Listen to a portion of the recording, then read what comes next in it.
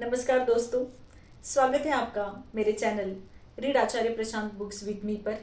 हम पढ़ रहे हैं आचार्य प्रशांत की शक्ति ये पुस्तिका और इसमें हम शुरू करने जा रहे हैं पार्ट 3 जिसका टाइटल है नवरात्रि विशेष दूसरा दिवस, देवी कौन है। राजा पूछते हैं, जिन्हें आप महामाया कहते हैं वो देवी कौन है। मुनि ने जो अब सामने आख्यान रख दिया है उसमें बताया जा रहा है कि राजा और वैश्य दोनों के दुख के मूल में और दोनों के संभावित मुक्ति के मूल में एक ही है, भगवती महामाया। तो फिर स्पष्ट ही है कि राजा की उत्सुकता होगी कि ये महामाया है कौन, इन्होंने मुझे फंसाया और यही मुझे मुक्ति देंगी। तो ऋषिवर मुझे बताइए महामाया कौन है। तो अब आगे का जो पूरा ग्रंथ है वो महामाया का वृत्तांत देगा। अब राजा ने पूछा कि आप मुझे महामाया के बारे में बताइए। तो ऋषि अब इस अध्याय में और जो शेष 12 अध्याय है उनमें महामाया का पूरा वृत्तांत देंगे। और जैसा कि स्पष्ट ही है कि ग्रंथ के समापन तक आते आते राजा को और वैश्य को अपने अपने मनवांछित पदार्थों का और स्थितियों का लाभ होगा, यह हम देखेंगे। जिन्हें आप महामाया कहते हैं वे देवी कौन है। ब्राह्मण, उनका आविर्भाव कैसे हुआ, उनके चरित्र कौन कौन है। ब्रह्मवेत्ताओं में श्रेष्ठ महर्षि उन देवी का जैसा प्रभाव हो, जैसा स्वरूप हो और जिस प्रकार प्रादुर्भाव हुआ हो, वह सब मैं आपके मुख से सुनना चाहता हूँ।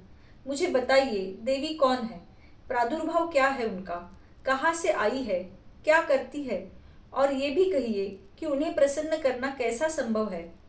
तो ऋषि कहते हैं, राजन, वास्तव में तो वो देवी नित्य स्वरूपा ही है।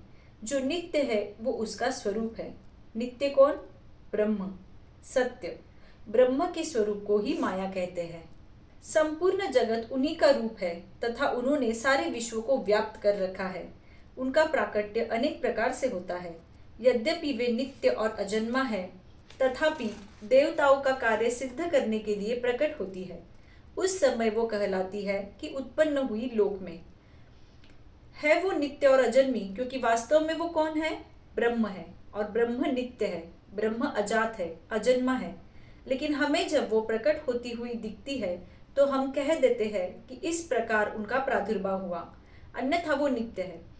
तो फिर अब इसके बाद मधु कैटभ संहार की कथा है प्रथम चरित्र में, उसकी हम चर्चा करेंगे। इससे पहले कोई प्रश्न? एक प्रश्नकर्ता आचार्य से पूछ रहे हैं, आचार्य जी, अभी तक जो विवरण रहा उसमें देवी को ऐसा लग रहा है कि जैसे कोई पर्सनालिटी हो, कोई व्यक्तित्व हो और आपसे बाहर का कुछ हो, तो इसको और मन के तल पर कैसे समझा जा सकता है? ये प्रश्न पूछा है प्रश्नकर्ता ने। आचार्य जी इसका उत्तर देते हुए कहते हैं, देखो, आत्मा सत्य है। आत्मा का ही दूसरा नाम ब्रह्म है। आत्मा को आच्छादित किए हुए बड़े कोश है।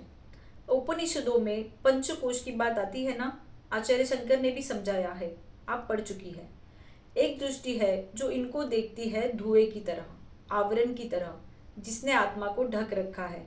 और दूसरी दृष्टि है जो इनको देखती है आत्मा की ही अभिव्यक्ति के रूप में, कि जैसे आत्मा ही अलग अलग कोशों के रूप में अभिव्यक्त हुई हो। तो आत्मा का जो पहला सगुण प्राकट्य है वो देवी है। उन्हीं को महाप्रकृति कहते हैं, देवी, देवी मातृ। ये जो देवी है ये आत्मा के इतने निकट और इतनी अभिन्न है कि अभी ये त्रिगुणात्मक भी नहीं है। जैसे आत्मा निर्गुणी होती है ना, वैसे ही जो महादेवी है, महाप्रकृति है, जो मूल प्रकृति है, वो अभी त्रिगुणात्मक भी नहीं है। फिर वो आगे चल करके 3 गुणों में जैसे विभाजित हो जाती हो, जैसे अपने 3 रूप दिखाती हो, 3 फिर वो देवियों के नाम से जानी जाती है। तो सतोगुणी सरस्वती हो जाती है, रजोगुणी लक्ष्मी हो जाती है और तमोगुणी काली हो जाती है। तो आपके चित्त में जो मूल अहम वृत्ति है वो महामाया है। फिर उस मूल अहम वृत्ति से आपकी अन्य न जाने कितनी वृत्तियां निकलती है, जिनको आप अलग अलग देवियों का नाम दे सकते हैं। मूल अहम वृत्ति क्या हो गई? महादेवी या महामाया। और फिर जो आपकी अन्य सब वृत्तियां हैं उनको आप अन्य देवियों का नाम दे सकते हैं।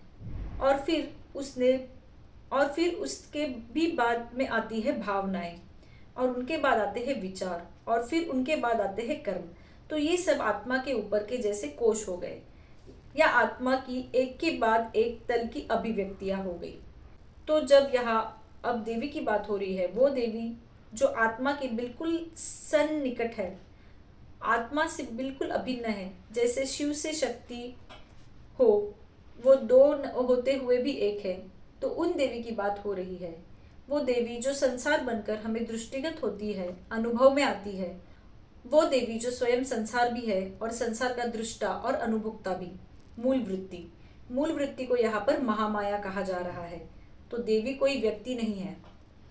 लेकिन देखो, मैं पिछले कुछ समय से आपको जिस तरीके से समझा रहा था वो विशुद्ध वेदांत का तरीका है, और विशुद्ध वेदांत इतना शुद्ध है कि वो बहुत कभी प्रचलित नहीं हो पाया। आज की चर्चा के आरंभ में हमने संप्रदायों के बारे में बात की। अद्वैत संप्रदाय यदि किसी को कहा जा सकता है तो वो बहुत ही छोटा है। हालांकि आप ये कह सकते हैं कि जो शैव है वो भी अद्वैतवादी होते हैं, लेकिन फिर भी अगर आप विशुद्ध अद्वैत की बात करोगे तो ऐसे लोग बहुत कम हैं। कारण बहुत स्पष्ट है ना।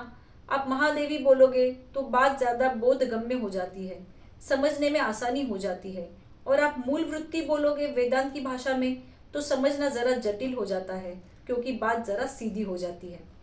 मन के साथ ऐसा ही है। बात इतनी सीधी कर दोगे तो समझ में नहीं आएगी। मन को मन भावन आख्यान चाहिए। मन बेचारे की विवशता ये है कि उसे बोध भी उसी के तल पर चाहिए, उसे उसकी विवशता भी बोल सकते हो और उसका हट भी, जैसे देखना चाहो। तो इसीलिए मूल वृत्ति को फिर प्रतिबिंबित किया गया है महामाया के रूप में। तो दोस्तों, आज के लिए इतना ही। इस चैनल से और आचार्य प्रशांत की शिक्षाओं से जुड़े रहिए, और हम इन शिक्षाओं को अपने जीवन में उतारने की साझा कोशिश करेंगे। धन्यवाद।